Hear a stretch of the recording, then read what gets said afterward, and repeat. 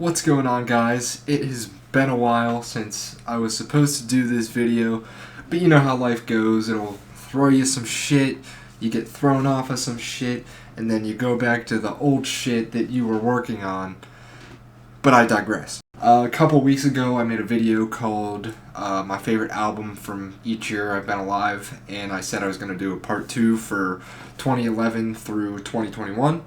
So that's what this video is, and I guess we'll just hop right in. So as you know, before I would pick my top 2 albums of each year and then kind of have them duke it out, and I would decide what my favorite is. So that's also what we're going to do here. So 2011, the first album I picked is House of Balloons by The Weeknd, his debut into music. He kind of came out of nowhere from this album, but it was a very different take on R&B at the time. It's something that a lot of artists nowadays have copied and taken influence from. But it was a really interesting mix of pop and R&B, and I mean, it's definitely one of the best mixtapes of all time. I don't know if I'm allowed to consider this as an album for this because it's technically a mixtape, but then he put like 3 different mixtapes together and made an album called Trilogy, but who cares? We're gonna consider it an album. It's fantastic. Every song pretty much is really good. The lyrics can be a little too misogynistic at times, but it's the early Weeknd, so what really do you expect? That's just kind of how his style was at the time, but I really love the album. And then the other album I picked from 2011 is Undone by The Roots, which honestly is just one of the most beautiful rap albums I think ever created. There's a whole story to it that I still haven't completely put together. I know there's like a couple excerpts out there about what it's really about, but I kind of want to like listen to the album a couple more times, put the songs together, and get my own interpretation first. But the production on it is incredible. Black Thought proves why he's one of the best lyricists to ever be in rap. All the features are fantastic, especially the Big Crit feature on Make My. Just a lot of beautiful, soulful tracks on Undone. But I think I have to crown 2011 to House of Balloons. That's always been one of my favorite albums ever, and probably my favorite in The Weeknd's discography. 2012, the first obvious choice is Good Kid, Mad City by Kendrick Lamar. Amazing storytelling, really Kendrick's breakthrough into the mainstream, the one that solidified him as the new School King. Fantastic West Coast production, a couple really good features on there. I mean, Kendrick's storytelling obviously steals the entire show. And there's really not a lot to say about this one that hasn't already been said, so we'll move on to the next one, which is actually Some Nights by Fun. Now, I don't know if I picked this because I love it or because there's some sort of weird nostalgia I have with it. I mean, this is an album I grew up with. My 6th grade, 7th grade days like revolved around this album, with like Some Nights and We Are Young and all those hits. But I was surprised to see, listening to the album a couple years ago as an adult, like, it still holds up in quality to those singles that I remembered from way back when. There's a couple duds on it, I will say, but the highs greatly outweigh the lows. I love Some Nights, it's very close to my heart, but I have to pick Good Kid, Mad City for this year. For 2013, we have 2 noisier albums, the first one being MBV by My Bloody Valentine, which, as you know, is one of my favorite bands. I think MBV is as close as the band has gotten to recreating Loveless, although I know they don't want to recreate it. It took the great qualities from Loveless and brought them back. Before they released it, it had been like 20 years before they even dropped any music, so to have them wait like 25 years to drop another album and have it live up to their cult classic is definitely something remarkable. It's shoegazy, it's dreamy, it's vibey. Not for everyone, but as a big My Bloody Valentine fan, I love this project. And then the next album I picked from 2013 is called Sunbather, which is a black gaze album. If you don't know what that is, it's a mix between black metal and shoegaze. A lot of the metalheads will say black gaze is not black metal, but I don't really know that much about metal, excuse me. I've never been around the metal community to know what can be labeled as metal or not, but I don't know. I've just been told that this is a Black Gaze album. Anyway, there's screaming in this album, and usually, like with screamo, I'm like completely turned off by it. Definitely not a genre for me, but the screaming is mixed so low that it doesn't really bother me. Plus, everything else happening around the screaming, like the guitars and the drums and everything, like completely zones it out because I'm more focused on that. And I think even though there is screaming, it has like a certain emotion and melody to it where I actually like it and it doesn't annoy me. And I think that's why I like this album so much. The first song, Dream House, is probably one of my favorite songs of all time. That little bridge about 7 minutes in is just, it blows me away every time. So you know what? I think I'm going to give Sunbather 2013 my winner. 2014 we have 2 rap albums. The first one being Pinata by Freddie Gibbs. This is just an awesome gangster rap album with Madlib beats, which you can't go wrong with a Madlib produced album. And this has really awesome features, great performances from Freddie all around. I think his flow is fantastic, but I think Madlib really stole the show on Pinata. This is just a good album for any situation, whether you're at the gym or you're in the car or you just want to chill. There is a song for everyone on this album, I think. And the other one I picked from 2014 is Run the Jewels 2 by Run the Jewels, obviously. A hard rap album, amazing beats from LP. Love LP and Killer Mike's chemistry. Pretty much everything that can be said about all the other Run the Jewels records applies to this one. I can't speak tonight, Jesus. As good as this album is, though, I think I have to pick Pinata for 2014. I just find it a wee bit more consistent than Run the Jewels 2. For 2015, the first album I picked is Carly Rae Jepsen's Emotion, a very happy synth pop record. It's such a sweet record. Like, I know people see Carly as a one-hit wonder, but if you actually listen to this project, it's like, damn, like, she is extremely talented. I think this is one of those records that can show people that pop music isn't always so simple. Like, there's a lot of technicalities in the production of this. Carly definitely worked really hard on this. I've seen some videos about the production of it, and she was always very serious about making it as good as she possibly could. And the other album I picked is To Pimp a Butterfly by Kendrick Lamar. I'm not even going to go into detail of this because you all know that album already. It's fantastic, probably one of the best albums of all time, but to be honest, I have to pick Emotion. I just prefer it over To Pimp a Butterfly. Do not kill me. I am just a simp for Carly Rae Jepsen, I guess. 2016, the first album I picked is an album I've talked a lot about on this channel called Beyond the Fleeting Gales by Crying.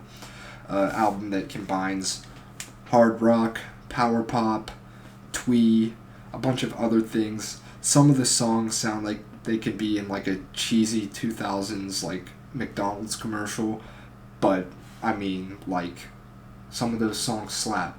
But no, I don't think they're that corny. I mean, Eliza Santos's vocals on the project are great.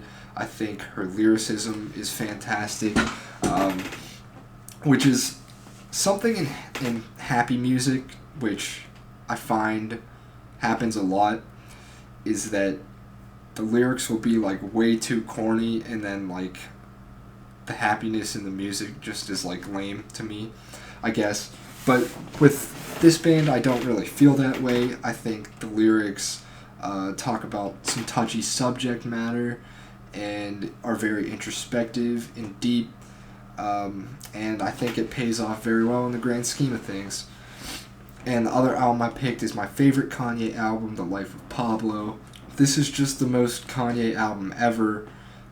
It's really interesting to go back and listen to this knowing Kanye had like some mental illness problems going on at the time, and you can definitely tell. I mean, the first couple times I heard this, I was like, this album just sounds like a mess, but the more I listen to it, the catchier it gets. I love the production on this album. The redo of the album is so much better than the original, so I'm really glad he did that. But I mean, Beyond the Fleeting Gales is one of my favorite albums of all time, so I have to pick that for 2016. For 2017, the first album I picked is Antisocialites by Always, a jangle pop band, sort of dream poppy band. I guess I would kind of consider this a breakup album, but not completely. There's different subjects, but I mean, it starts off from the perspective of a breakup. Molly Rankin's vocals are awesome on this, and dream pop can be very repetitive sometimes, but I don't feel that way about this album. This sounds different from most dream pop that I've heard. Great guitar riffs, great solos. Molly can hit some high notes, like on Saved by a Waif, that are just incredible, so I applaud her for that. And yeah, I just really like this album. It's very enjoyable. And then the other one I picked from 2017 is an actual breakup album, Melodrama by Lorde. I know you get the Lorde's for 14-year-old girls comments, but like, I mean, the album is so good. Like I was talking about the Carly Rae Jepsen album, it's just a great pop album. I think Lorde does what Carly does in the sense that it's a more artistic version of pop than people are used to hearing, and lyrically it is a very relatable project, so I think it's definitely one of the better pop albums of the last decade. I like it a lot, but I'm going to give 2017 to Antisocialites. 2018, the first album I picked is Some Rap Songs by Earl Sweatshirt. I'm sure most of you know this album. It's very short.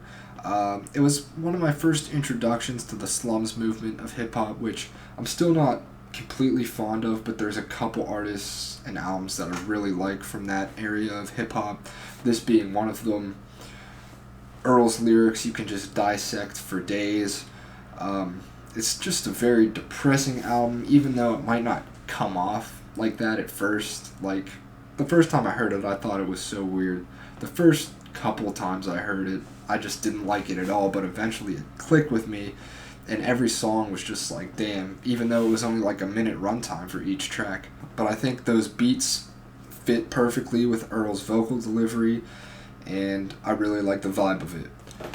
The other album I picked from 2018 is Bark Your Head Off Dog by Hop Along, an indie rock album with some very, very great storytelling lyrics. Frances Quinlan tends to write songs that don't directly apply to her life, but rather have like characters in them that she talks about, and every time she writes a song, it's a story that I become invested in, and I'm impressed that she can tell so many stories like this, sort of folklorish stories, that they never became boring, no matter how many of them she writes. On top of that, this thing has great guitar solos, fantastic vocal melodies. I love the raspiness to Frances's voice. I've never heard anyone use their voice that much like an instrument, really. So she's so unique. This band is very unique, and Bark Your Head Off Dog's gonna win 2018 for me. 2019, the first album I picked is Titanic Rising by Wise Blood. I haven't actually listened to this album for a while, but I remember when I first heard it, I was just blown away by how beautiful Natalie's voice was. Titanic Rising is the perfect name for this album because a lot of it makes you feel like you're kind of underwater. I don't really know how else to explain that, but that's how I feel when I listen to it. It has a very classy vibe to it. I was never into music like this until I heard this album, and Wise Blood introduced me to a lot of new artists that are like her. So the other album I picked is a much more instrumental driven album, Charlie by Charlie XCX. Very electronic, almost robotic. I think this is really like the start of hyperpop. Maybe not the start of hyperpop, but it's what started to put people onto the genre, as far as I can remember. Put people onto PC music and stuff like that. The hooks on this are infectious. Charlie's songwriting is pretty good. But I think the features are the best part on this because, honestly, there's not a single bad one on the whole project, and there's a lot of them. I just love how futuristic this album sounds. Definitely one of the best from that year. This is a hard choice for me, but I think I'm going to pick Charlie for 2019. 2020, the first album I picked is Sawayama by Rina Sawayama, which is very similar to the Charlie album. Maybe doesn't sound as futuristic, and I think has better songwriting. The hooks are catchy. I really love Rina's voice. I love all the subject matter on the project. It gets very personal at times, which I also like. There's just a lot of epic moments on this album. And the other one I picked from 2020 is The Strokes with The New Abnormal, which is just, I mean, I know it only came out a year ago, but I think it's one of the best albums ever created, and I stand by that. I never skip anything on this album, and I'm gonna be honest, with pretty much every album that I listed before, there's at least one or two songs that I skip on it, but The New Abnormal, I can listen to every single song. Julian completely stepped up his vocal performances on this. He already had amazing vocal performances in the past, but he's just incredible on this album. It's nice seeing the band so in sync, because I know they had some drama like 10 years ago when they released Angles, and I think they did on First Impressions as well, but you can tell they were in sync. They sat down and really thought this project through. I don't really, like, it's an indie rock album for sure, but I can't just call it a rock album, because to me it's so much more than that. If you haven't heard it, you're just going to have to check it out yourself. I had albums written down for 2021, but I don't think I want to go through them, because there's still there's 7 months to go in the year, so I'm not going to do 2021 anymore. I will say my favorite albums so far from 2021 are OK Human by Weezer and Tyrone by Slowthai. Those are definitely my top two at the moment, but I'm not going to go into detail with them. Anyway, this was a lot longer than I thought it was going to be, but I appreciate you guys for tuning in. Thanks for watching, and I'll catch you next time. See you guys.